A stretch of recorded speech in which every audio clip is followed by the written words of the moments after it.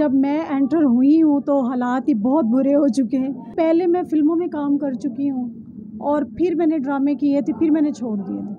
अगर हमारे घर का किचन चल रहा तो वो ड्रामों से चल रहा है। लोग अपनी फैमिलियों को छोड़ के रात को ड्रामा देखने आते हैं तो आई थिंक सो उनको पसंद आते हैं हम लोग। ड्रामों में पेमेंट इसमें कोई शक नहीं है, अभी तो मतलब बहुत कम मिल रही है। बेसिकली शोज़ भी करती हूँ बाहर, आउट ऑफ कंट्री, दुबई में, लंदन में, कि वहाँ पे शोज़ होते हैं, सेपरेट होते हैं, तो वो शोज़ करती हूँ। फंक्शन में प्राइवेट जो हैं बहुत पहले करती थी, अब मैंने छोड़ दी। यदि मुझे कोई अच्छा इंसान मिलेगा मेरे लेवल का तो फिर करूँगी। मुझे शक्ल से, सूरत से, जवानी से कुछ लेना देना नहीं, भले वो 80 साल का बूढ़ा हो।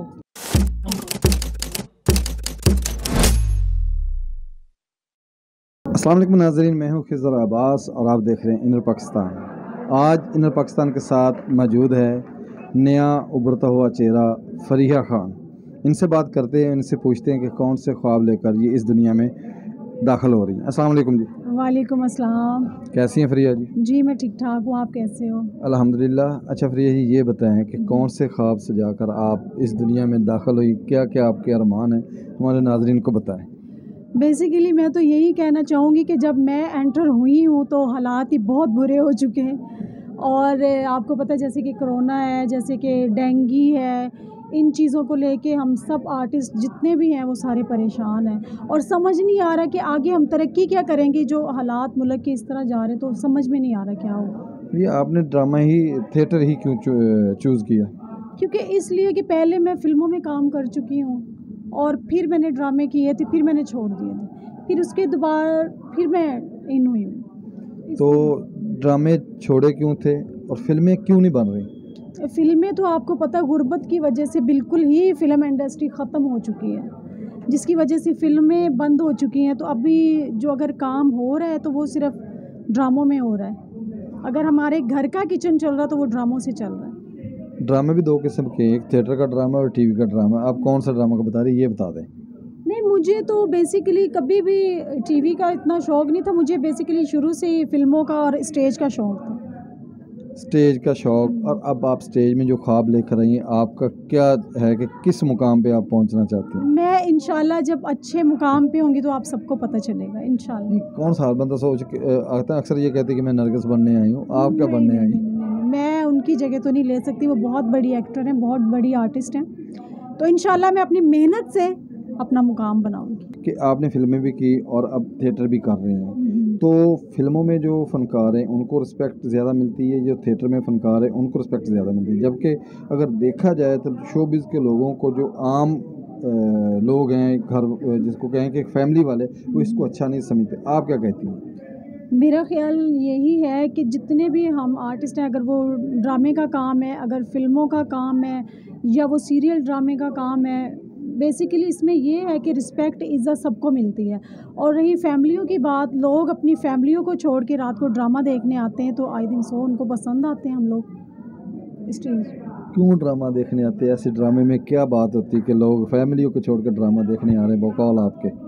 क्योंकि फैमिली को देख के सुबह से दफ्तर से, ऑफिस से थके हुए आते हैं तो उनको थोड़ा फ्रेश होना, हर इंसान को चाहिए कि वो फ्रेश रहना चाहता है। तो मेरे ख़्याल से यही है कि वो फैमिली को जब छोड़ के ड्रामा हमारा स्टेज देखने आते हैं तो यहाँ पे वो, मेरे ख़्याल से उनका माइंड जो है ना वो फ्रेश हो जाता है। अच्छा, क्या वजह है आपकी नज़र में कि अक्सर जो थिएटर की फ़नकार आए हैं उन पे फायरिंग हो जाती है, कुछ हैं जो कि इसमें मर भी चुकी हैं, तो ऐसा क्यों इनके साथ होता है जबकि बाकी फील्ड है वहाँ पे ऐसा नहीं होता है? नहीं, इसका मैं कुछ नहीं कह सकती। क्यों क्यों कुछ नहीं कहते? नहीं, मुझे कुछ पता नहीं इस बारे में, मैं ज़्यादा नॉलेज नहीं रखती, मुझे इतना पता नहीं। आपके सामने किस्मत बेगी उस पर फायरिंग हुई? नहीं, इस चीज़ का मुझे नहीं पता। बस मैं तो ये एक छोटी सी बात करूँगी कि अल्लाह पाक, अगर सब इंसानों का रिज़्क़ किसी किसी तरीके से लिखा हुआ है तो मैं यही कहूँगी कि अल्लाह हम सब की हिफ़ाज़त करे और अल्लाह ताला आप लोगों की भी हिफ़ाज़त करे। मैं तो सिर्फ़ इतना सा कहूँगी, क्योंकि काम जो है ना वो चाहे आप बाहर कर लो, चाहे आउट ऑफ कंट्री कर लो, आउट ऑफ सिटी कर लो, कहीं भी कर लो, इसमें अल्लाह ही आपकी हिफ़ाज़त करता है। बिल्कुल। अच्छा, फिर ये बताएं कि आप इतने कॉस्टली जो है वो ड्रेसेस पहनती हैं, किस तरह ये सारा कुछ मैनेज होता है? जबकि जहाँ तक हमें इल्म है कि ड्रामा में पेमेंट तो आपको बहुत थोड़ी मिलती होगी। ड्रामों में पेमेंट इसमें कोई शक नहीं है, अभी तो मतलब बहुत कम मिल रही है। तो जो ड्रेसों का शौक़ मुझे शुरू से ही है। मैं ख़ुद से अपनी ड्रेसिंग और शूज़ इनका बहुत पहले से ख्याल रखती हूँ। मैनेज कैसे करते हैं जब आपकी सारी जो कमाई है वो थिएटर से है, आपके इंडस्ट्री से, तो इसको मैनेज किस तरह करते हैं? यहाँ पे तो पेमेंट इतनी मिलती नहीं कि आपके जो साथ डांसर लड़के हैं उनको पे करें, साथ ये ड्रेसेस, साथ मेकअप आर्टिस्ट, ये सारी चीज़ें किस तरह इन सब चीज़ों को मैनेज करती है? पैसा कहाँ से ले आती हैं? नहीं, मैं बेसिकली शोज़ भी करती हूँ बाहर, आउट ऑफ कंट्री, दुबई में, लंदन में, इधर-उधर शो वगैरह करती हूँ, वहाँ से मेरी ये चीज़ें पूरी होती हैं। किस तरह के शोज़? मतलब ये है कि वहाँ पे शोज़ होते हैं, सेपरेट होते हैं, तो वो शोज़ करते हैं। खुल के बताएं ना आप नाज़रीन को। नाज़रीन आपके बारे में भी जानना चाहते हैं और इस फील्ड के बारे में भी जानना क्योंकि चाहते हैं। मैं आपको यही कहना चाहती हूँ कि जो हमारा ये स्टेज का काम है ना, तो यही लोग हमें आउट ऑफ कंट्री भेजते हैं, जहाँ 1 हफ़्ते के लिए, 2 हफ़्ते के लिए, 1 महीने के लिए, तो वहाँ से हमारा शो जो इसका पैकेज होता है वो पूरा हो जाता है। अच्छा, फ्री है यहाँ पे और भी चीज़ चलती है कि यहाँ पे कुछ लड़कियाँ हैं, उनकी वीडियो भी वायरल हुई कि वो प्राइवेट पार्टी जिसको हम मुजरा बोलते हैं वो भी करती हैं, तो आपका भी कभी इत्तेफाक हुआ है इस तरह की पार्टी का? नहीं, इत्तेफाक नहीं हुआ। ये कोई वो बात नहीं है कि इत्तेफाक नहीं हुआ। बेसिकली फ़ंक्शन मैं प्राइवेट जो हैं बहुत पहले करती थी, अब मैंने छोड़ दी। क्यों? अब मैं ज़रा इस फील्ड में आ चुकी हूँ दोबारा से। क्यों छोड़े, क्यों? नहीं, अपनी मर्ज़ी से छोड़े, किसी की कोई पाबंदी नहीं थी, किसी का कुछ भी नहीं था, अपनी मर्ज़ी से मैंने छोड़ा। शादी कब तक कर लें? शादी मुझे कोई अच्छा इंसान मिलेगा मेरे लेवल का तो फिर करूँगी, आम इंसान से नहीं कर सकती। जो मुझे पूरा ना कर सके, जो मेरे लिए कुछ कर ना सके, जो मुझे ऐसा इंसान नहीं चाहिए जो मेरे पास से खाए, और मतलब मुझे ऐसा इंसान चाहिए जो मेरे लिए कमाए और मुझे घर लेके दे, मुझे बंगला लेके दे, मुझे गाड़ी लेके दे। उस इंसान से मैं शादी करूँगी, उससे नहीं करूँगी जो मेरे पास से खाए। आपका कहने का मतलब है कि यहाँ पे ऐसी भी शादी हुई हैं कि जो औरत की कमाई खाते हैं बजाय ये कि उसको कमा कर खिलाएं, ऐसा भी है इस फील्ड में? किसी का नहीं पता, मैं अपनी बात कर रही हूँ कि ऐसा ज़िंदगी में हो जाता है कि कोई आपको अगर पसंद आ जाता है तो आप उसको बिठा के, कि मैं इस तरह नहीं करूँगी। तो बहुत से लोग हैं जो मतलब मेरे साथ अटैच हैं, मैं अपने फ्रेंड की बात कर रही हूँ। तो बस यही मेरा मैसेज है कि यार इंसान को दूसरों का भी सोचना चाहिए। मैं अपनी बात करूँगी कि मेरे लिए सोचे, कोई अच्छा इंसान अगर हो मेरे लिए तो वो बस। हमारे चैनल के थ्रू आप रिश्ते की दावत दे रही जो अच्छा इंसान है वो मेरे लिए बस, अल्लाह ताला मेरे लिए। आपने कहा जी दौलतमंद हो, आपको घर लेकर जाए, उसकी कुछ शक्ल सूरत भी होनी चाहिए, या बस ठीक है दौलतमंद हो, शक्ल सूरत हो, जैसा भी चल जाएगा? सूरत से मुझे कुछ लेना देना नहीं है, उसके पास पैसा हो जो मुझे खुश रखे, मेरी फैमिली को सपोर्ट करे, ऐसा इंसान मुझे चाहिए। मुझे शक्ल से, सूरत से, जवानी से कुछ लेना देना नहीं, भले वो 80 साल का बूढ़ा हो। भी मैं लंबे हाथ मारना चाहती, मैं उससे भी कर लूँगी।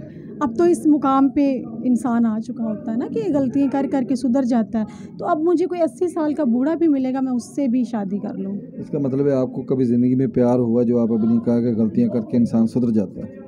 हाँ, प्यार इंसान को हो जाता है, तो ये कोई बड़ी बात नहीं है। प्यार के नाम पे आपकी आंखें नम होना और आपका चेहरा मुरझा जाना कुछ लगता है गहरा? अपने पास से ना गए कि मेरा चेहरा मुरझा गया या मेरी आंखें नम हुई हैं, वो एक वक्त गुजर गया। भी बताएगा कि हुई हैं आंखें। वो एक टाइम था, एक वक्त था, गुजर गया। तो कौन था वो खुशकिस्मत जिसके साथ आपको लव हुआ था? नहीं, कोई नहीं था, बस छोड़ दे, वो पर्सनल बातें होती वो ना पूछ। अच्छा प्रिया, ये बताएं कि थिएटर के जो मौजूदा हालात चल रहे हैं, यहाँ पे अक्सर पिछले दिनों भी कुछ वीडियोस आई कि जो थिएटर आर्टिस्ट हैं उन्होंने बड़ा बोल्ड काम किया, ड्रेसेस के हिसाब से भी बड़े बोल्ड पहने हुए थे, स्टेप भी उनके बोल्ड थे, तो आप क्या समझती है कि आने वाले दौर में इस तरह के अगर काम चलता रहा तो थिएटर बंद हो सकता है? यार इसके बारे में मैं किसी भी आर्टिस्ट की बुराई नहीं करूँगी, क्योंकि मैं ख़ुद थिएटर करती हूँ। और रही ये बात कि उसने इस तरह किया, उसने मुझे किसी के मसले में या किसी के स्टेप पे या किसी के उस चीज़ पे मुझे बिल्कुल भी नहीं है, एतराज़ नहीं है, क्योंकि ये ऑडियंस जानती है कि वो परफॉर्मेंस कैसी देख रहे हैं। थिएटर में ऐसा वल्गर क्यों काम हो रहा है कि जिसकी वजह से थिएटर आने वाले दौर में बंद हो जाए? आप क्या मैसेज देंगी उन 800 के लिए? नहीं, वर्गर तो कोई भी नहीं कर रहा, मैं तो इतनी सी बात जानती हूँ कि वर्गर अभी तक किसी ने भी नहीं किया।